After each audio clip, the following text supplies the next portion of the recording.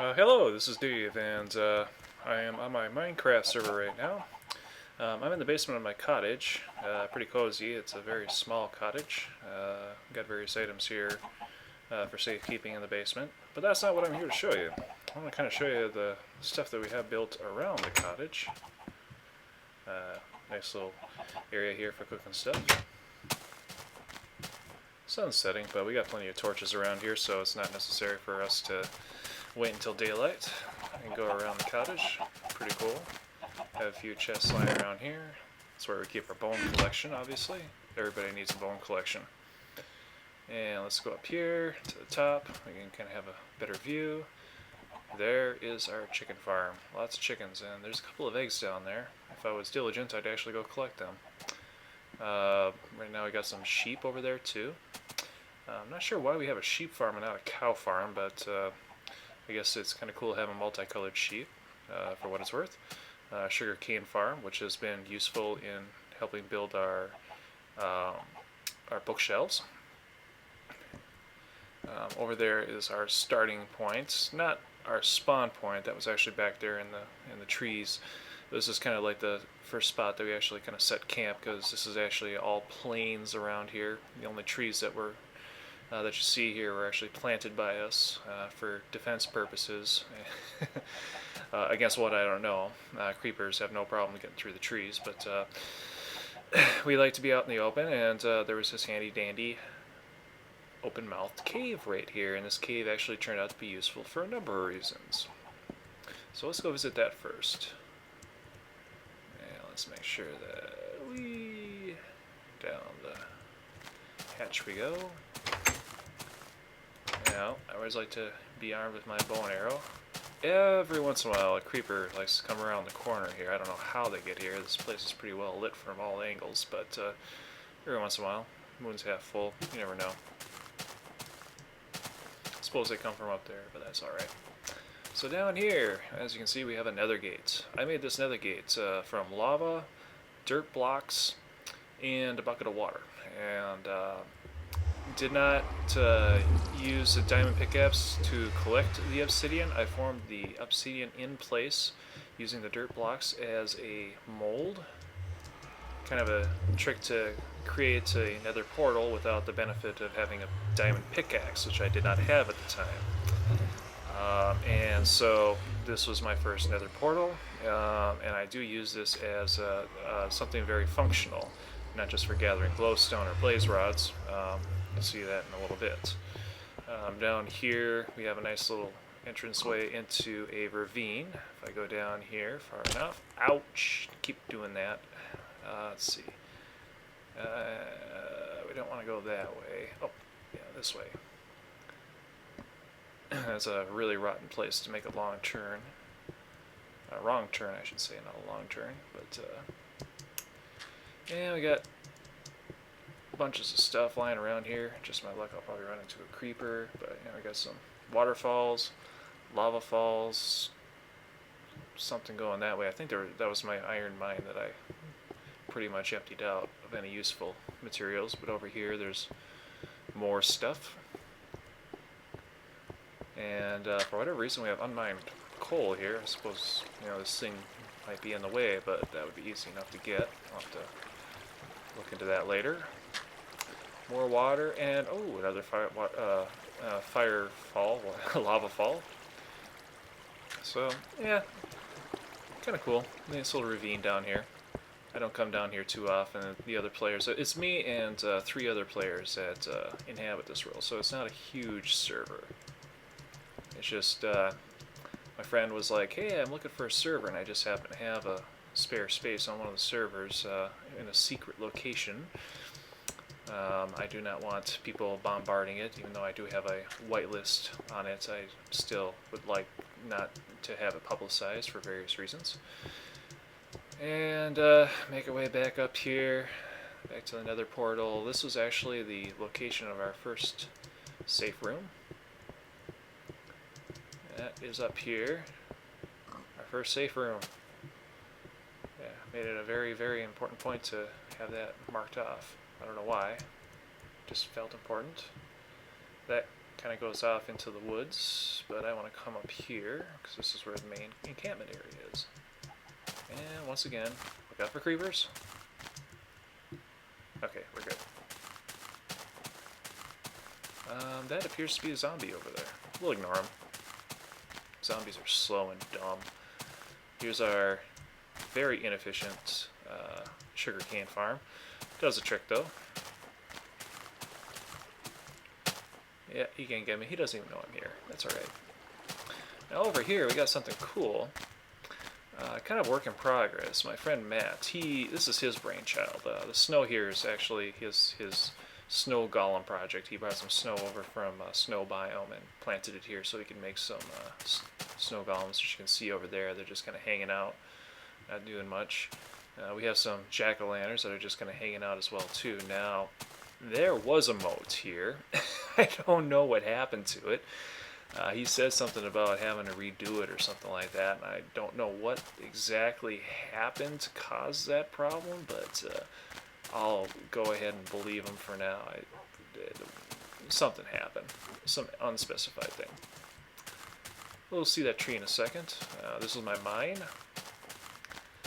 Down there is a couple of corridors. One of them goes into a abandoned mine shaft, and another one goes into a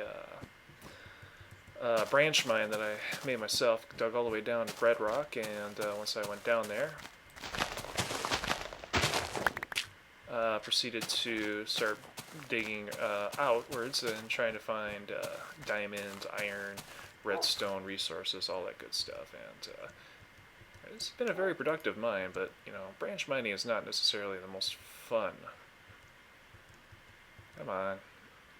Oh, there it is. Didn't look like it was gonna go. Alright. So we'll see the inside of this. So you can see my buddy Matt has dogs. There's 4 of them here. I think he had more at one point. His pumpkin patch, which is doing quite well. Chest full of random stuff. This is our bookshelf room, and like any self-respecting bookshelf room, we have in here a enchantment table. Ooh, spooky. Now, this is supposedly the most efficient arrangement of bookshelves that you can have, because bookshelves are needed to empower. Well, they're not needed because you can have a enchantment table that doesn't have any bookshelves, but it's not very strong. Like the numbers here indicate the level of enchantments that you can do, and the higher the number, the better. Like here we got 38, and I've seen 44. Well, there's 38 again, 20. The numbers are random. They don't really mean much. Up there's 44. So you got a whole bunch of those, and it looks kind of cool. I got some glowstone up here that I gathered from the nether. Just happened to find a good stash right at the get-go from where the gate originally spawned. I was lucky there. Of course, we got to have a nice little glass ceiling. And well, there's a bridge over there Matt built that. Sun's rising. There's our encampment over there, and we'll actually get a pretty decent view of that we can't get from down here. Up here's the top floor that's indoors. Kind of cool. Nothing really up here yet, just kind of here. And then we have the rooftop.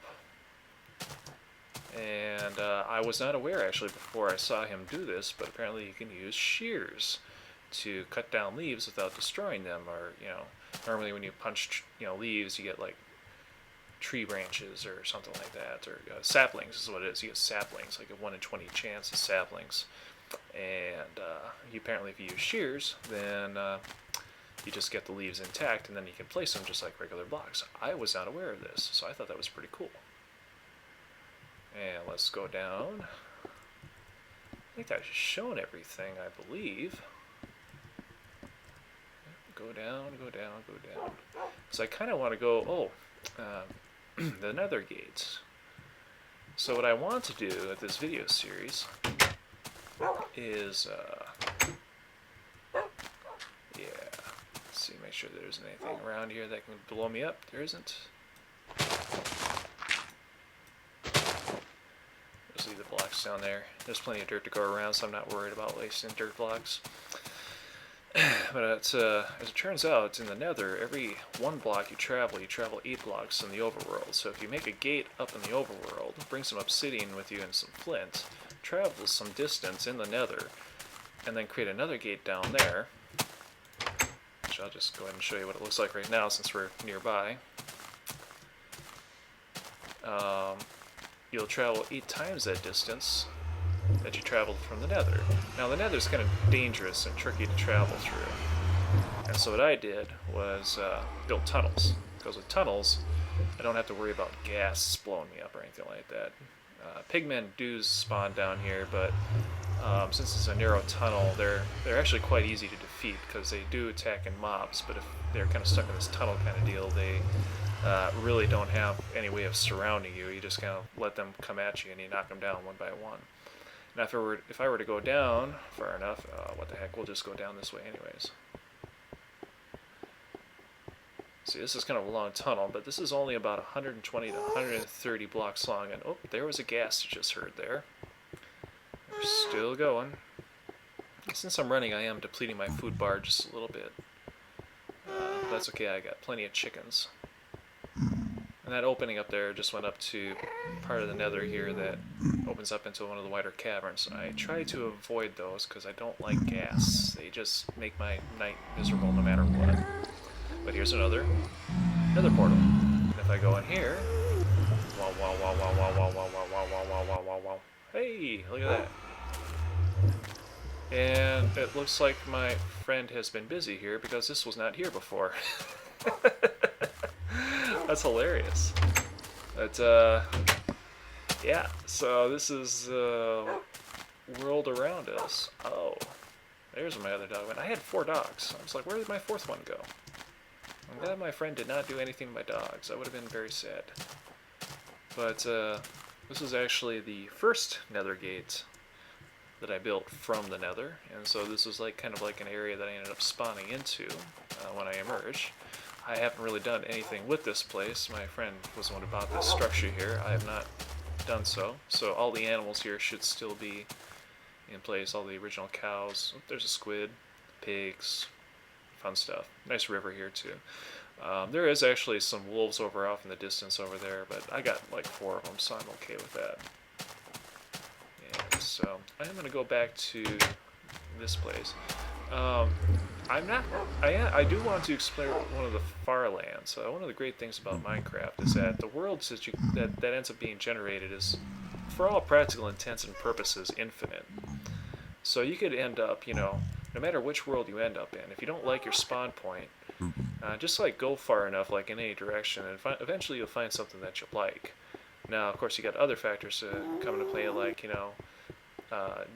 you have to find a safe place to stay at night so the zombies or the creepers don't get you, or you want beds or food and all that. But those are pretty easy to come by no matter where you are. It's just a matter of being smart about it. And going back to the original spawn point, and